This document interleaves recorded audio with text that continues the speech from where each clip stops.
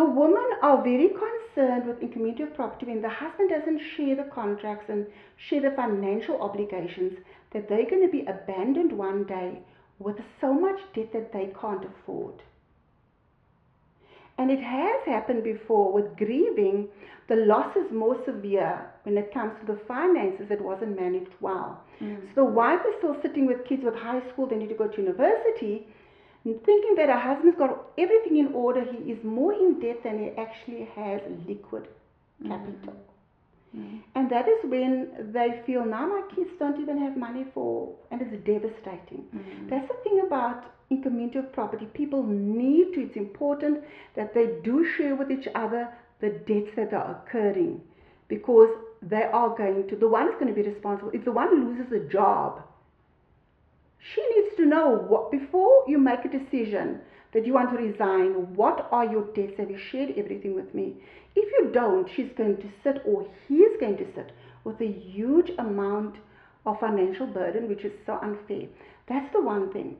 The one with without, but with accrual, no. The one is without and without accrual. That one where everything stays yours, the debt stays yours, even if you're married, what I do is mine, what you do is yours. The risk is that I found that women at times at 40 years and older are now looking at retirement. And they found, you know what, he pays all his bonds of all his houses. I'm plowing similarly 20,000-30,000 into fixing houses, fixing the house that they're living in, the school's fees. But what am I going to sit with one day? And when they ask the husband, like, are you going to include me in your will? So, but the children will get it and they will look after you. So that is something that makes women feel it's early. I need to jump ship so that I have 20 years to recover. So if you're going to do, you know, income out of community of property without accrual, it is very important that you put those things in place, because women are very insecure about their future. And the amount of that they have to put in, and they're going to sit with nothing, or he gets married to someone else and he still sits with nothing. It's very risky unless both have got enough money and they both really don't need each other's money, then that is fine.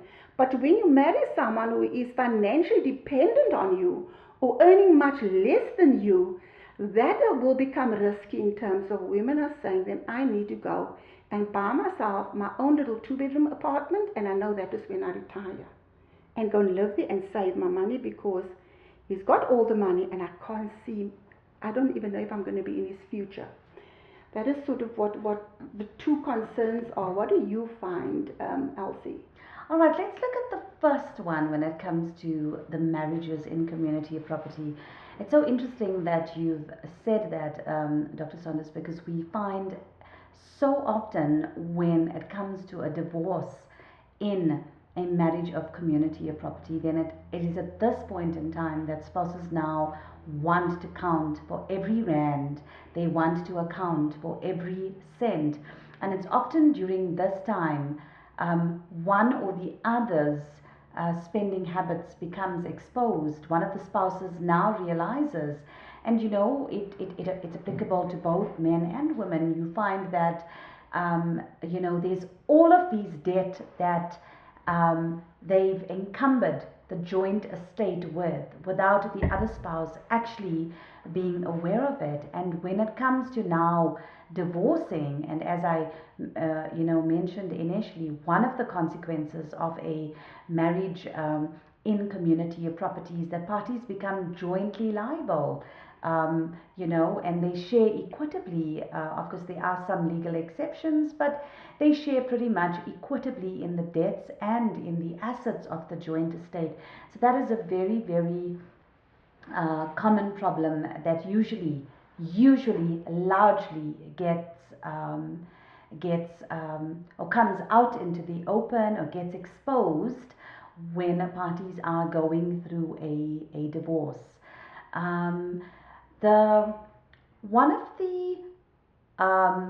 One of the consequences of being married in community of property is that both parties are contract managers of their joint estate. So the law does permit them, under certain circumstances, to contract concerning this joint estate as a manager of that joint estate. So the spouse's permission is not always needed. For example, they can take out certain types of loans, they can purchase a motor vehicle, but they can't encumber or they can't alienate immovable property, for instance. That is going to require both spouses' permission. So I think, you'd find that to the extent one of them can, take out loans or contract to the extent allowed by law, they obviously have gone on to abuse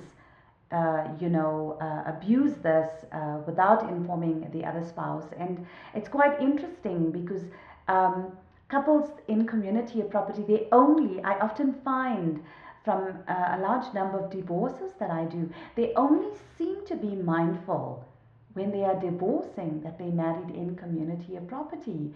Yet, as you have so aptly said, for the duration of the marriage, often, they run their finances independently. The husband doesn't engage the wife. Unfortunately, we find that more with the without being gender biased, but I do find that happens more with the husbands. The wife comes during the time of divorce. The wife just usually comes to know that there's so much of debt, and now the joint estate becomes so prejudiced, and she now has to share in all of this, when it comes to a divorce. But yet, spouses, I'm going to refer to them collectively now, don't often conduct themselves in that manner. And it's so important that they do, that, they have access to each other's banking accounts, they have access to each other's financial information. Even if one spouse takes on a loan or purchases a car, the other spouse should know, what is the value of that? What is the outstanding amount? What is owing? Why? Because it also affects their finances jointly. It affects the finances jointly. And if it's not managed properly, as you also so aptly said, when there's children, the children bear the brunt of this. They bear the brunt of their parents' financial mismanagement or their financial misconduct in a marriage in community of property. So so openness and transparency is very, very important. Very important. Parties always need to be mindful in all that they're transacting, that behind this, I am married in community of property. It was wonderful. Thank you so much. And yes, viewers, thank you for listening, and I hope this has been very helpful. Thank you.